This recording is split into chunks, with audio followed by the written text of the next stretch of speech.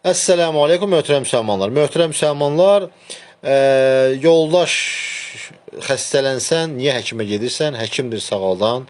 Xeyr, həkim vasitəsidir, şəfanı verən Allahdır deyir. Yəni biz video paylaşmışıq ki, tək Allah ibadət haqqında, Allahdan istəmək haqqında. Bu yoldaş da etiraz edir ki, niyə tək Allahdan istəyirsiniz? Allahdan qeyrilərindən də istəyin də. Burada nə problem var ki, yəni Allahdan başqasından istəmək daha. Bilirsiniz nədir? Yəni bu məsələ o qədər bəyan, o qədər bu məsələ haqqında danışmayan qalmayıb. Bütün dünya müsəlmanları artıq xəbərdardılar ki, elm və texnologiyanın inkişafı ilə, Quran-ı Kərimin bəyan olması ilə artıq dünyadakı milyard yarımdan çox müsəlman bilir ki, istəmək, çağırmaq, dua etmək, ruzi istəmək, övlad istəmək, hər bir şey Allahdandır, Allaha aiddir. Bunu bilməyən tək rafizlərdir. Bir dənə qövm var, rafizi qövmü. Tək onlar özlərini öldürürlər ki, yox, Allahdan başqasından da istəyin. Niyə tək Allahdan istəyirsiniz? Allahdan başqasından istəyin.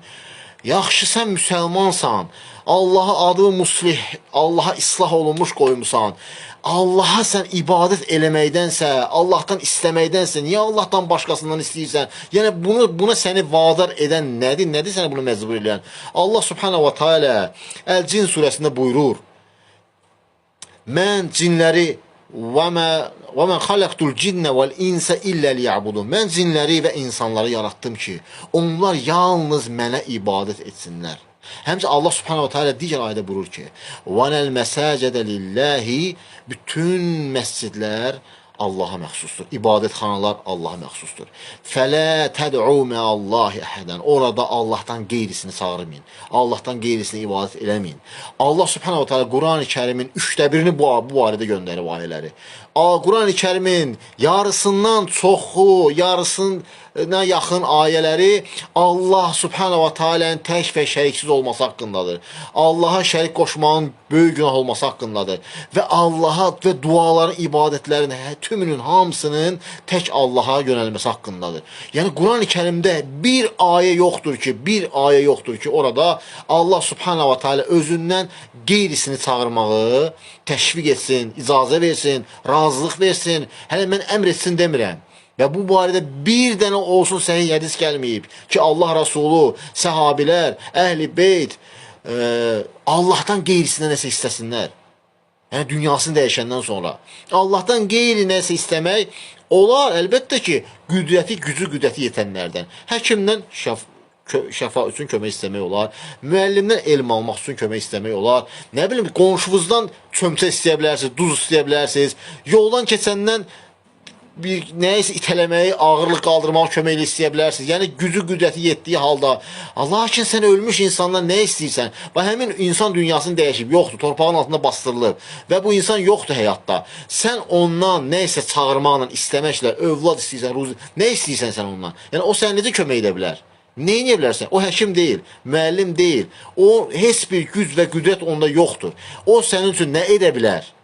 Deməli, sən onun Allah subhanahu wa ta'ala'nın sənin üçün edə biləcəyi bir şeyləri, onun da edə biləcəyini iman gətirirsən və ondan da Allahla yanaşı nə istəyirsən və zənn eləyirsən ki, o da Allah kimi sənin dedikləri, istədikləri eşidir, xəbərdardır və sənə Allah kimi yardım edə bilər.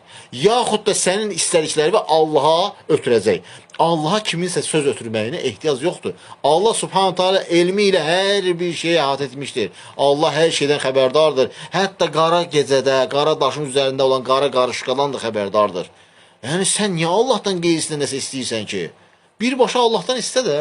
Allah subhanahu ta'ala bu barədə yüzdən çox bəlkə də ayə göndərib ki, birbaşa Allah subhanahu ta'ala özündən istəməyə əmr eləyir. Yaxşı, sən deyirsən ki, bunlar şəfaətçidirlər, vasitə qoşuruq, vasitə ayəsini düz başa düşməyiblər, bunu başa düşdük. Axı Allah subhanahu ta'ala yenə də Quran-ı Kərimdə buyurur axı, çünki sizdən qabaqki ümmətlərdə də müşriklər, Məkkə müşrikləri də bu oyunlardan çıxırdılar. Onlar da Allahı qoyurlar, Allahdan başqalarından istəyirdilər və deyirdilər ki, bunlar Allaha yaxınlaşmaq üçün vasitədir. Və Allah subhanahu ta'ala Yunus surəsi 18-ci ayədə buyurur. Onları, yəni müşriklər, onlara nə xeyir, nə zərər verə bilən bütlərə dua edirlər. Və onlar, həmin bütlər, bizi Allaha yaxınlaşdırmaq üçün şəfaətçilərdir deyirlər. Məyər siz Allaha göylərdə və yerdə bilmədiyi bir şeyləri mi xəbər verirsiniz? Allah ona qoşulan şəriklərdən uzaqdır və ucadır.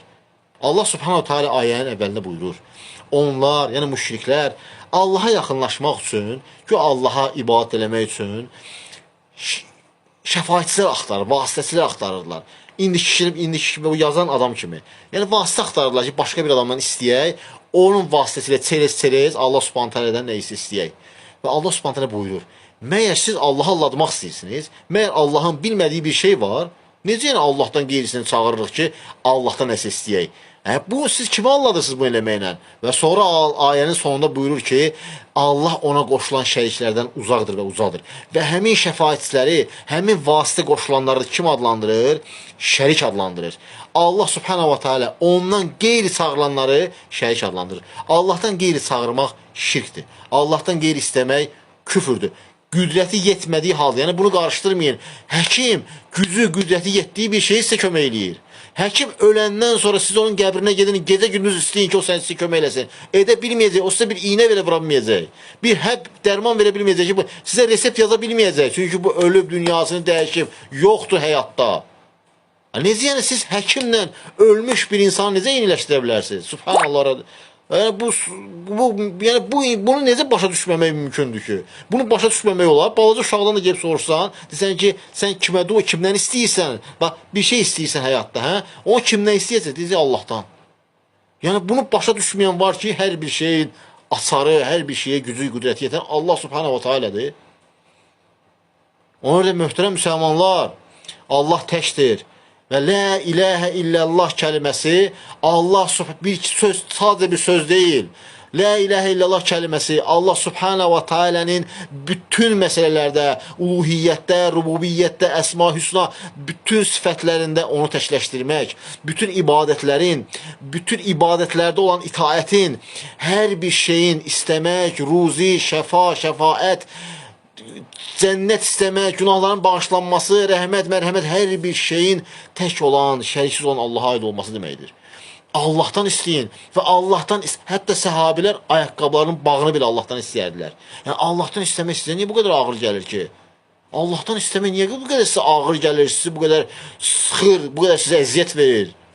Allahdan istəyin, rahat və Allah subhanahu ta'ala verəcək. Allah subhanahu ta'ala buyurur ki, siz Allaha ibadət edin. Allaha dua etməyi təkəbbürlüklərinə sığışdırmayanlar cəhənnəmə zəlil olaraq girəcəklər. Hətta Allah subhanahu teala ona dua etməyi istəməyənləri cəhənnəm ilə qorxudur. Və Allah subhanahu teala ona dua edənləri sevir, ona ibadət edənləri, ona dua edənlər ona xoş gəlir. Çünki onlar yalnız və yalnız Allahı təkləşdirirlər. Möhtərəm müsəlmanlar, tək Allahı çağırın. Allahdan başqa ibadətə haqqı çatan məbud yoxdur. Allah təkdir, şəriki yoxdur. Və Allaha qoşulan vasitə də ölmüş insanlar deyil, aldanmayın. Allaha qoşulan vasitə qıldığınız namazlardır, tutduğunuz oruclardır, verdiyiniz sədəqələrdir, etdiyiniz cihaddır, nəfsinizlə, kafirlərlə və s. Allaha vasitə qoşmaq, əməldə Allaha yaxınlaşmaq deməkdir. Müsəlmanın təqva sifəti deməkdir. Daha ölmüş, dünyasını dəyişmiş insanlara ya filan kəs mənə övlad ver demək deyil. Bu şirkdir, şirkin ta kəndisidir. Və bu əməl, vallahi billahi Məkkə müşriklərin etdiyi əməldir. Məkkə müşrikləri də eyni əməl edərdilər. Eyni əməl edərdilər və heç bir fərq yoxdur. Rafizlərin indi etdiyi bu şirklə Məkkə müşriklərin halı arasında heç bir fərq yoxdur. Fərq yalnız nədədir? Onlar öz dövrlərinin salihlərindən istəyərdilər. Bunlar isə Muhammed sallallahu aleyhi ve sellemin qövmünün salihlərindən istəyirlər. Vəssalam. Və o salihlər də, o imamlar da, o səhabilər, əhl-i beyt də qiyamət günü onlara şərik qoşanlardan uzaq duracaqlar və onları nifrət edəcəklər, onları söyəcəklər və onlara aidiyyəti olmadıqlarını bildirəcəklər. Allah subhanahu teala da buna şahid olacaq və Allah müsəlmanları qorusun, tövhid əhlini qorusun və onu bilin ki, tək Allahdan başqa güc və qüdrət sahibi yoxdur. Esselamu aleykum və rəhmətullah.